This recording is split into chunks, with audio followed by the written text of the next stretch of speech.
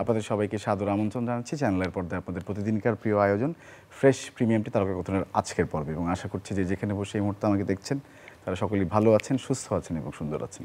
এবং আশা করছি প্রতিদিন না হলেও সপ্তাহে একবার বা দুবার বইমেলায় যাচ্ছেন নিশ্চয়ই। অমর কিছু বইমেলায় প্রতিদিন যাওয়া হচ্ছে পরিবারের সঙ্গে, অথবা যে আছে তাকে নিয়ে যাচ্ছেন হয়তো, এবং না গিয়ে থাকলে অবশ্যই যাবেন, সেই আমন্ত্রণ রইল। প্রিয় দর্শক, আজকের আমাদের গেস্ট অফ অনার যারা আছেন তারা দুজনই লেখক, কিন্তু প্রথমে যার কথা বলবো তিনি একজন তিনি একজন স্বনামধন্য সাংবাদিক, তিনি একজন উপস্থাপক, তিনি একজন কবি, এবং সার্বভৌমত্বের ক্ষেত্রে তিনি আপসহীন, তিনি একজন মুক্ত চিন্তার অধিকারী। তিনি আমাদের দেশের একজন স্বনামধন্য ব্যক্তিত্ব সোজা কথা বলতে গেলে, এবং তার বই তো বেরিয়েছে এবং তাকে আজকে আমরা পেয়ে ভীষণ আনন্দিত, কারণ তার সঙ্গে প্রথম আমার কথোপকথন, আমার সৌভাগ্য। আমাদের সঙ্গে রয়েছেন আব্দুল হাই শিকদার। স্যার, আপনাকে স্বাগত আমাদের স্টুডিওতে, এবং সেই সঙ্গে রয়েছেন আরও একজন লেখিকা এবং খুবই দাপটে অভিনেত্রী। আপনারা সবাই তাকে চেনেন, খুবই জনপ্রিয় মুখ।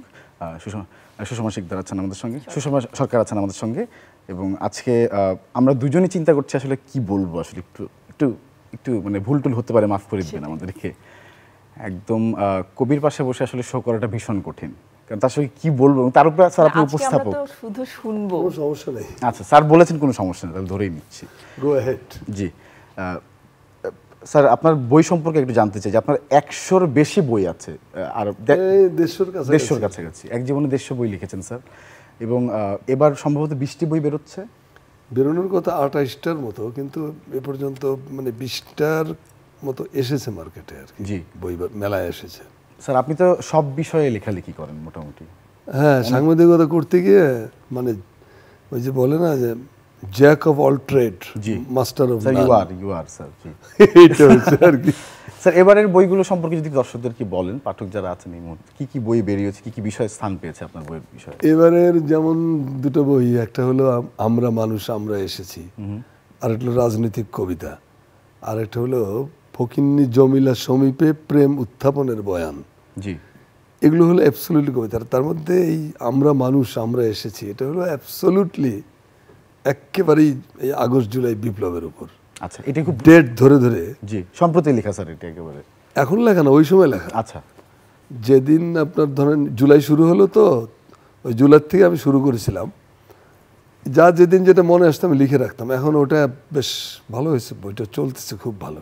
জি স্যার। তো ওইটার তারিখ ধরে ধরে আবু সাইদ, রুদ্র, তারপরে এই যে মুগ্ধ, তারপর রুহি যে মেয়েটা ট্রাক আটকাচ্ছিল, এরা সবাই আমার নায়ক নায়িকা, এরাই হিরো, এরাই তো বাংলাদেশকে পাল্টালো, ওদেরকে নিয়েই করা আর কি।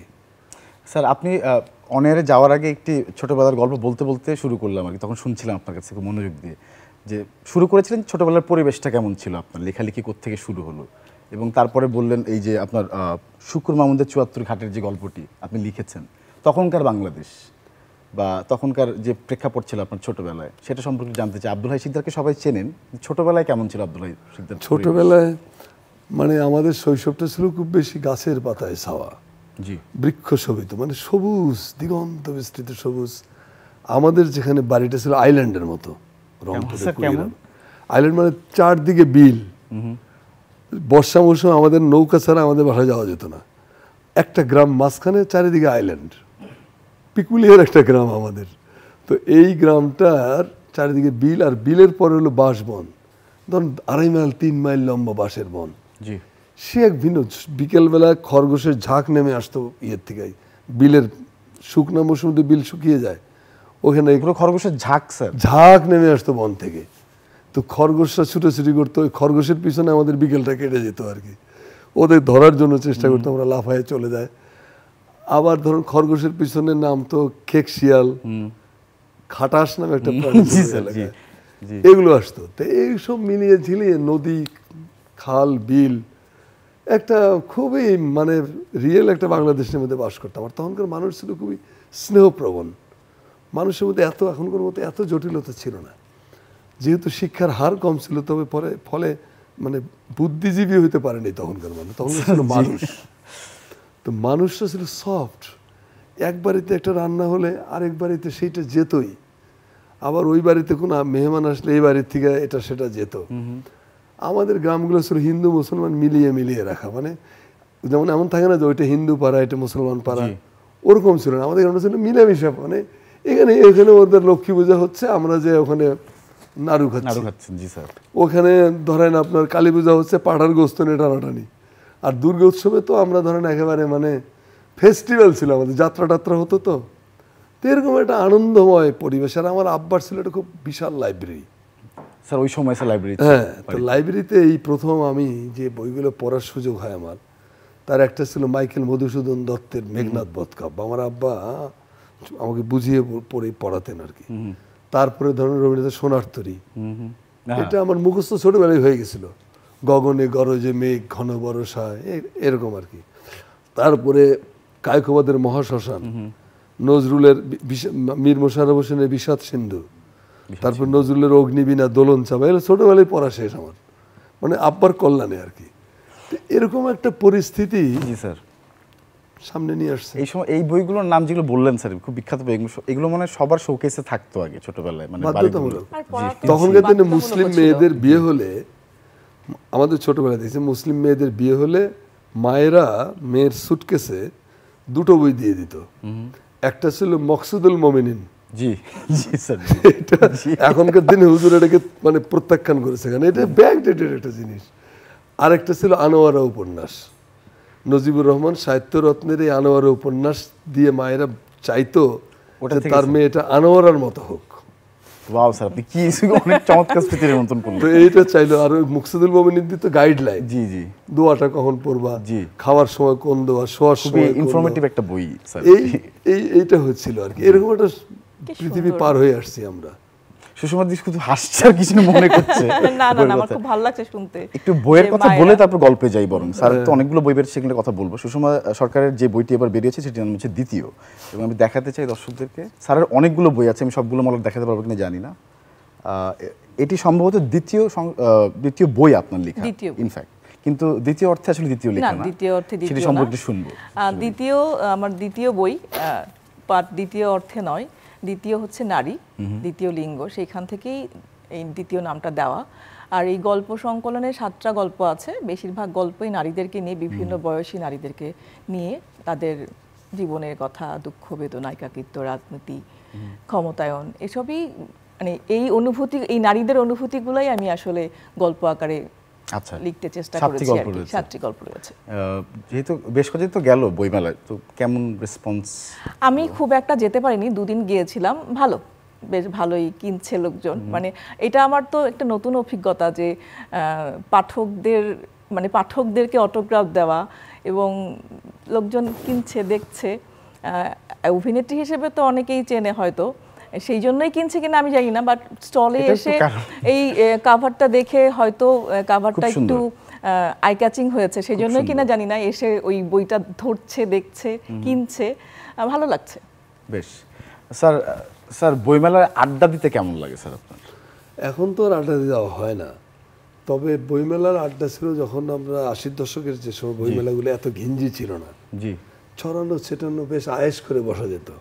এখন দাঁড়ানোর জায়গা নেই, প্রচুর ভিড়। এখন তো জায়গা কত বড় করেছে, এত বড় করার পর জায়গা দেওয়া যাচ্ছে না, কারণ একটা শহরে 2 কোটির উপরে লোক বাস করে, বাইরেরটা বাদ দেয়। 2 কোটি লোকের থেকে যদি 1 লাখ লোক ঢুকে যায়, তারপরে তো কি অবস্থা হতে পারে সেটা। কিন্তু আমি মনে করি যে এটাও একটা অগ্রগতি, এটাও প্রগতি, কারণ সঙ্গে সঙ্গে জীবন ব্যবস্থা পাল্টে যায়। আমি ছোটবেলায় ধরেন আমরা যে ধরনের, বা আমরা যৌবনে যখন ইউনিভার্সিটিতে পড়ি, তখন যে ধরনের প্যান্ট পরতাম, শার্টের যে কাটিংগুলো দিতাম, এখন কি সেগুলো আছে? রবীন্দ্রনাথের ভাষা আমি এখন কখনোই ব্যবহার করব না, আমি নজরুলের ভাষা এখন ব্যবহার করব না। আমার এখন আপ টু ডেট, মানে এই যে ল্যাপটপ আছে না, জি স্যার, ল্যাপটপে মাঝে মাঝে এসে আপডেট করো, তো ল্যাঙ্গুয়েজও আপডেট হয়, জীবনও আপডেট হয়, বিবর্তন স্যার, এভলিউশন। হ্যাঁ, আমার যদি এখন বলেন যে আপনি কি শৈশবে ফিরে যেতে চান, আমি বলি না, সামনে যেতে চাই, আমি সামনে যেতে চাই, আমি দেখতে চাই এখন তো 50 বছর পরের পৃথিবীটা কেমন হবে স্যার, ওইটা পিপাসা আছে আমার। স্যার কৌতূহলী যদি জিজ্ঞেস করি আপনার কথার পরিপ্রেক্ষিতে, স্যার আজকে থেকে 10 বছর পরে বা 20 বছর পরে আসলে কেমন হবে পৃথিবী? আরো জটিল হবে স্যার? জটিল তো হবেই, জটিল তো হবে, জটিল হবে এই কারণে যে মানুষের বুদ্ধিভিত্তিক চর্চা যত বাড়ছে, জি, মানুষ তত বেশি জটিল হয়ে পড়তেছে। আর জীবনযাত্রার যে কোলাহল, যে কষ্ট, যে সমস্যা, যে এক ধরনের স্বার্থপরতা আমাদেরকে সারাক্ষণ তাড়া করে, এইগুলো আর আইসোলেটেড হয়েছে, মানুষ ইন্ডিভিজুয়াল এখন, আগে ছিল সমষ্টি। জি, প্রাচীন গুহায় মানুষ সমষ্টিগতভাবে বাস করত। একটা পশু বধ করতে হলে একলা যে পারত না, সে তার তো নখগুলো হলো, তার নখ তো বাঘের নখের মতো না, তার দাঁতগুলো অতটা প্লেন। ধরুন আমরা তৃণভোজী প্রাণী তো আসলে, তো আমাদের সাথে সম্পর্ক কাটছিল হরিণ, তার দাঁত দেখেন প্লেন, নখ নাই। গরু, ছাগল, মহিষ, তো এরা সব তৃণ কোনো না কোনোভাবে ইনডাইরেক্টলি তৃণের সাথে রিলেটেড। জি স্যার। আমরা তৃণটা খাই না, কিন্তু আমরা শাকসবজি খাচ্ছি না, আমরা ভাত খাচ্ছি না, আমরা রুটি খাচ্ছি না, তো তৃণভোজী। তো তখন মানুষ শিকার করতো কিভাবে? সংঘবদ্ধভাবে। তারপরে মধ্যযুগেও মানুষ সংঘবদ্ধ থাকতেন, কারণ মানুষ তখন অনেক, মানুষ এখন গালাগাল করে না যে অনেকগুলো বিয়ে করতো তখনকার লোক। এইটার পিছনে কারণ ছিল যে, মূল কারণটা ছিল জনসংখ্যা বৃদ্ধি করা। জনসংখ্যা বৃদ্ধি করতে না পারলে তার প্রপার্টি সে সেভ করবে, পরিবারকে রক্ষা করার জন্য, পরিবারকে প্রপার্টিকে সেভ করা। আস্তে আস্তে প্রপার্টি সেভ করার অন্য টেকনোলজি চলে আসছে, এখন আর অধিক বিয়ে করতে হয় না। তো এই যে আমি মনে করি যে এই যে চেঞ্জিং অবস্থাটা হচ্ছে, এই চেঞ্জিং অবস্থার ভেতরে আমরা আসছি এখন ইন্ডিভিজুয়াল যুগে, যেখানে একটা মানুষ একটা আলাদা অস্তিত্ব, তার সোসাইটিতে না থাকলেও চলে। জি স্যার। একটা ফ্ল্যাটের মধ্যে 20টা বাড়ি থাকে, কেউ কাউকে চেনেও না, দরকার হয় না। তো এইটার আমি এটাকে বলবো না যে আমরা শুকিয়ে যাচ্ছি, আমি সেইভাবে বলতে রাজি না। আমি খুবই অগ্রবর্তী চিন্তাধারাকে পছন্দ করি।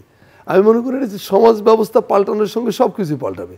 মুক্তিযুদ্ধে যখন আমি যাই, তখন আমার বয়স কত, 19.5 বছর। জি। তো মুক্তিযুদ্ধের আগের বাংলাদেশ তো পরে এসে আর ফেরত পাইনি না। তো আমি কি আমার আগের বাংলাদেশের জন্য আফসোস করব? তা তো করব না, বরং আমরা যে সুযোগটা পেয়েছিলাম সেটা ফেল করেছিলাম। আমরা আমাদের সুযোগটা শাসকদের বোকামির জন্য, স্বার্থপরতার জন্য, মুক্তিযুদ্ধোত্তর বাংলাদেশে যেরকম হওয়ার কথা ছিল সেরকমটা হলো না। না হওয়ার ফলে নানান হাঙ্গামা চালু হয়ে গেল। এই হাঙ্গামার থেকে এখনো আমরা বেরোতে পারিনি। জি স্যার, একদম স্যার। আমি একটা প্রত্যাশা করি যে এবারের যে পরিবর্তনটা আসছে, এটা একটা খুবই রক্তক্ষয়ী পরিবর্তন, মারাত্মক। মুক্তিযুদ্ধের ছাড়া আর কোনো জিনিসের সঙ্গে এর তুলনা করা যায় না, এতটাই ব্যাপক এটা। আর এইরকম করে যে জনগণের জাগরণ, পাবলিকের জেগে ওঠা, এটাও একটা বিস্ময়কর নজির। তো সেইগুলোকে সামনে পুঁজি রেখে পৃথিবীটাকে আমরা নতুন করে সাজাবো। নিশ্চয়ই অপটিমিস্টিক থাকবো। আমার ব্যালকনিতে আমি নতুন গাছ লাগাবো, আমার বাগানে আমি নতুন, আমরা অরণ্য চাই না। আমি মনে করি অরণ্যের দরকার আছে, কিন্তু আমাকে করতে হবে গার্ডেন, উদ্যান। একদম স্যার। এবং স্যার এই যে কৌতূহল থেকে জিজ্ঞেস করি যে এই যে নতুন কিছু যে হচ্ছে, সংযুক্ত হচ্ছে প্রযুক্তির নামে বা যেটাই হোক, বা প্রোগ্রেসিভ যে ঘটনাগুলো ঘটছে, আপনার কাছে কোন বিষয়টা বেশি আনন্দ লাগে এখন নতুন কিছুর মধ্যে? টেকনোলজি ডেভেলপমেন্ট আমাকে দারুণ আনন্দ দেয়। স্যার কোন বিষয়টা যদি স্পেসিফিক জিজ্ঞেস করি? বহু কিছু তো নামও জানি না, এত সোশ্যাল হ্যান্ডেলের কথা বলছেন, যেমন ফেসবুক হয়তো মানুষের প্রাইভেট লাইফকে কিছুটা ক্ষতিগ্রস্ত করেছে, কিন্তু এটাকে আপনি অস্বীকার করতে পারেন না। সোশ্যাল মিডিয়া না থাকলে, এই যে ফ্যাসিবাদ বিরোধী যে সংগ্রামটা হলো, পুরো সংগ্রামটা লিড দিছে এই সোশ্যাল মিডিয়াগুলো, এই ফেসবুক, এই ইউটিউব, এরা একত্র করার জন্য। এমনিতে স্যার পিনাকি ভট্টাচার্যের জন্মই হতো না যদি আপনার ইউটিউব বা ফেসবুক না থাকতো। একটা কনক সরোবরের জন্মই হতো না। এটাকে বেস করে তারা দাঁড় করিয়েছে সমস্ত কিছু। ভারতে এই যে আমার খুব পছন্দের অন্য হলো অর্ক ভাদুরী, দারুণ। তো ওকে যে আমি এখন ঘরের মধ্যে বসে পাচ্ছি, এটা কি পেতাম আমি আগে? কিন্তু স্যার আমরা তো ফিজিক্যালি একা হয়েছে স্যার বললেন, যে তাহলে তো লাভ হলো কোথায় স্যার? একা হয়ে যাচ্ছি কারণ সমাজ ব্যবস্থাটা পাল্টাচ্ছে। স্যার এটা ঠিক। জি, আমি বললাম না যে আপনার কোর্টের যে কাটিংটা ছিল, সেই কাটিং কি এখন আমি ইউজ করি? সেটা নাই। আপনি কি এখন বঙ্কিমচন্দ্রের ভাষায় কথা বলেন যে মম উদরে ক্ষুধার উদ্রেক হইয়াছে, আপনি আমাকে খাদ্য প্রদান করুন? এইভাবে কি মাকে বলি আমরা? আমরা মাকে বলি, মা গো খিদা লাগছে, দে না চারটা খেতে। তো এই যে ভাষার বদল, ক্লাসিক রীতিতে ভাষা তো ব্যবহার করা হয় না দৈনন্দিন জীবনে, কিন্তু একসময় হতো। প্যাটার্ন ছিল সাধু ভাষার, আর এর মধ্যে খুব ভারী গম্ভীর শব্দ ব্যবহার করেছেন। জ্যোৎস্না প্লাবিত রাজনীতে দুরাগত পথিকের কণ্ঠধ্বনি শুনিয়া মন অজানা পুলক উদ্বেল হইয়া উঠিল। এরকম করে বাংলাদেশে উপন্যাস লেখা হয়, বুঝবেও না স্যার, এটা তো বঙ্কিমের ভাষা। একদম ঠিক। এবং সুস্মিতা অনেকক্ষণ ধরে চুপ করে আমার মতোই শুনছেন, উনি বলেওছেন যে শুনবেন শুরু থেকে। স্যারের কথাগুলো তো রিলেট করতে পারছেন না, না, নিশ্চয়ই। কিন্তু আবার অনেকে তো বলছে যে ভাষা, আমাদের বাংলা ভাষার যে প্রমিত বাংলা ভাষা যেটা ছিল সেটা আসলে নষ্ট হয়ে গেছে, এটাও তো প্রমিত, এটা এটাও তো রক্ষণশীলতা। বলছে। এটা যারা বলে তারা এক এটাও ধরনের তো অনেকে রক্ষণশীল। বলছে যে আমাদের এখন নাটক দেখতে গেলেও বলে যে যেসব ভাষা ইউজ করা হয় নাটকে সেই ভাষাগুলো শুনতে আসলে ভালো লাগে না, বা আসলে কি কোন দিকে যাচ্ছে, বা এইসব একটা কথাও তো কিন্তু যখন- আসছে। সুষমা, যখন কোনো জিনিসের চেঞ্জ আসে তখন বন্যার জল যখন ঢুকে যায় লোকালয়ে, তার সাথে কচুরি পানাও আসে, অন্যান্য ময়লাও এসে যায়, সেইটা কোনো সমস্যা না। বন্যার জলটা আমরা এনজয় করলেই হলো। আমার মূল স্রোত নদীর পানি সবগুলো আমাদের কাজে লাগে না, কিন্তু নদীটা যদি বয়ে না যেত, আমি আমার যে ঘটি দিয়ে পানি তুলি, এক কলস পানি তুলি, এটা কোথায় পেতাম আমি? ওইটার জন্যই নদীকে বয়ে যেতে হয়। তো সেই জন্য ভাষাকে রক্ষণশীল মানসিকতা দিয়ে ভাষাকে দেখা ঠিক না। ভাষা হলো প্রবাহমান নদীর মতো। আপনি ঢাকার থেকে 30 কিলোমিটারের মধ্যে ভাষার ডিস্টেন্স হয়ে যাবে। ধরেন নোয়াখালীর ফেনীর 14 গ্রামের এই মাথায় যে ভাষা ব্যবহার করা হয়, আপনি মিরাজ সরাই পার হয়ে ওদিকে লক্ষ্মীপুরে যান, ভাষা চেঞ্জ হয়ে গেছে। মানুষ প্রতি 20 কিলোমিটার পর পর ভাষার বলার স্টাইল পাল্টে যায়। এটা একটা সুন্দর ব্যাপার স্যার। এটা একটা সুন্দর ব্যাপার। তো এইটাকে আমি বলবো যে এটা খারাপ ওটা ভালো। এখন প্রমিত করছে কারা? প্রমিত করছে শিক্ষিত অধ্যাপকরা। এনারা কারা? এরা কি সোসাইটির সব শ্রেণীর প্রতিনিধিত্ব করে? মোটেই না। এরা হলো এলিট। এটা হলো সুবিধাবাদী সম্প্রদায়। এলিটদের কথা অনুযায়ী সব কিছু চলবে, এটা হতে পারে না। এবারের বিপ্লব যে রেভলিউশনটা হলো, সেই বিপ্লবের ভাষা কি খুব বেশি ভদ্র ভাষা? মাও সেতুং বলেছেন যে বিপ্লব কোনো ডিনার পার্টি না, যে আপনি ডিনার পার্টিতে বসে খেতে খেতে বিপ্লবটা করে ফেলেন। এত সহজ না। বিপ্লব মানে হলো বল প্রয়োগের ব্যাপার আছে, এখানে শক্তি প্রয়োগের ব্যাপার আছে, হিংস্রতার ব্যাপার আছে। যদি হিংস্রতা প্রয়োগ না করা যায়, বল প্রয়োগ করা না যায়, তাহলে তো আপনি প্রচলিত একটা সমাজকে উৎপাটন করে নতুন সমাজের গাছ লাগাতে পারবেন না। নতুন সমাজের গাছ লাগাতে আগের এগুলো তো তুলে ফেলতে হবে আপনাকে, সের জন্য শক্তির দরকার। তো জনগণ, আমাদের মুক্তিযুদ্ধ, আমি রবীন্দ্রসঙ্গীত গিয়ে মুক্তিযুদ্ধ করতে পারতাম। রবীন্দ্রসঙ্গীত পাকিস্তানি রাষ্ট্র বন্ধু কিনে আমরা রবীন্দ্রসঙ্গীত শোনাচ্ছি, কেমন হতো জিনিসটা? হতো না স্যার। আমরা তো রবীন্দ্রনাথের স্পিরিটটা নেব, নজরুলের স্পিরিটটা নেব, বাংলার তিতুমির শরীয়তুল্লাহর স্পিরিটটা নেব, কিন্তু আমি যুদ্ধ তো করবো বন্দুক দিয়ে। এখন ধরেন ফারাইজি মুভমেন্টের দুদু মিয়া, তার সেনাবাহিনীর 80,000 তার স্বেচ্ছাসেবক মিলিশিয়া ছিল। এই 80,000 মিলিশিয়ার অস্ত্র কি ছিল? লাঠি, তরবারি, বল্লম, ট্যাটা, এগুলো এইসব লোকাল অস্ত্র ছিল। এখন আপনি এইটা দিয়ে তারা ব্রিটিশ খাজাইতে গেছে। তিতুমিরের বাঁশের কেল্লা হলো মাত্র 3 বিঘা জমির উপর। 3 বিঘা জমির উপর একটা বাঁশের কেল্লা, বাঁশ দিয়ে বানানো কেল্লা, এই জন্য বাঁশের কেল্লা বলা হয়। এই বাঁশের কেল্লা দিয়া ব্রিটিশের বিরুদ্ধে যুদ্ধ ঘোষণা করছে। তো আমরা অনেক সাহসী স্যার। এটা আপনি বলবেন যে এটা একটা পাগলামি। হ্যাঁ, পাগলামি, কিন্তু এই পাগলামির দরকার ছিল। ওইগুলো যদি এক্সাম্পল তৈরি না হতো জীবনে আমাদের, আপনার ধরেন সূর্য সেন চট্টগ্রামে অস্ত্রাগার লুণ্ঠন করেছে। অস্ত্রাগার লুণ্ঠনে ব্রিটিশ রাজত্ব পতন করা সম্ভব ছিল না, বাট এক্সাম্পলটা দরকার ছিল। এই জন্য জীবনের কোনো জায়গায় থেমে থাকতে নেই। আপনি যদি প্রবাহমান নদী হতে পারে, বদ্ধ জলাশয়ে থেমে থাকে, সে রক্ষণশীল, তার কোনো স্রোত নাই, তার কোনো পরিচর্যা নেই, সে সারাক্ষণ তার মধ্যে গাছের পাতা পড়ে, মশা মাছি ঝোঁক ব্যাং এগুলোর আবাসস্থল হয়ে ওঠে। নদীর পানিকে যদি আপনি দূষিত না করেন, মানুষ যদি নদীর পানিকে দূষিত, নদীর পানি কখনো দূষিত হয় না, কারণ সে স্রোতশীল। রাইট।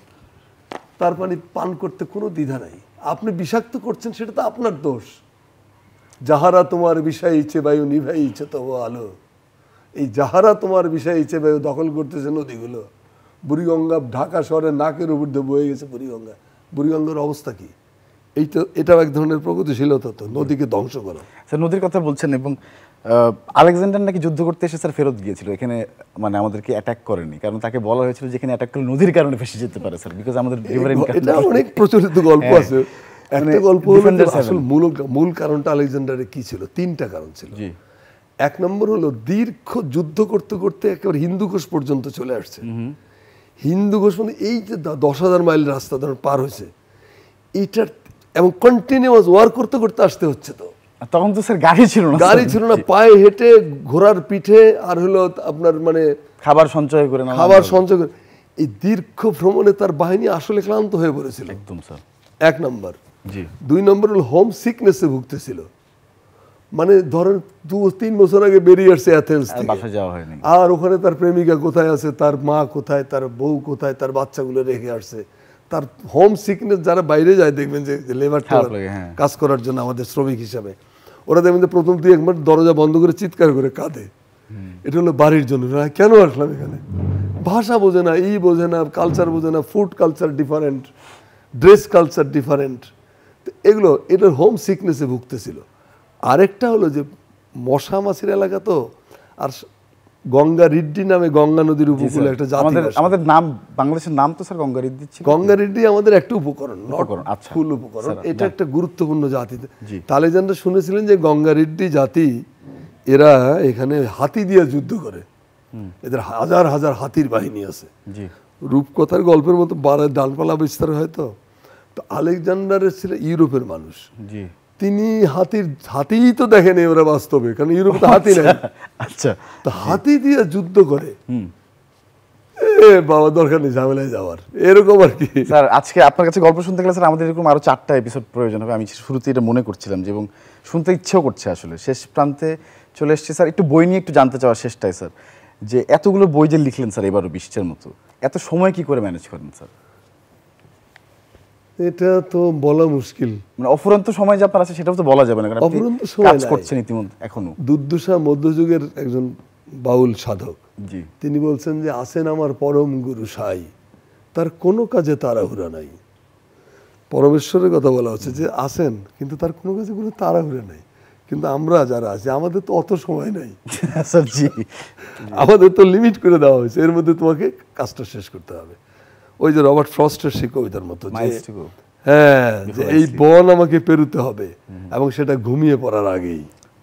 স্যার আন্তরিক ধন্যবাদ স্যার, আপনি আজকে এসেছেন। সময়গুলোকে কাজে লাগালেই হয়। আমি যেটা পারতাম সেটা আমি করতে পারিনি, এর জন্য এক ধরনের আফসোস আছে। তবে এখন তো যাওয়ার সময় এতটা মানে হাহাকার করি না, যা হয়নি স্যার এখনো হয়নি স্যার, চিন্তা যা পাইনি তাও থাক, যা পেয়েছি তাও কি, মানে যাকে সামান্য বলে গ্রহণ করিনি তাই মরে দাও। একদম স্যার। সুষমাদি, মানে অভিনয়ের পাশাপাশি বই লেখার জন্য আলাদা তো সময়, মানে কি বলে, কষ্ট করেই বের করতে হয় নিশ্চয়ই। না, আমি আসলে লেখিকা বা মানে এটা আমি নিজেকে অবশ্যই মানে দাবি করতে চাই না।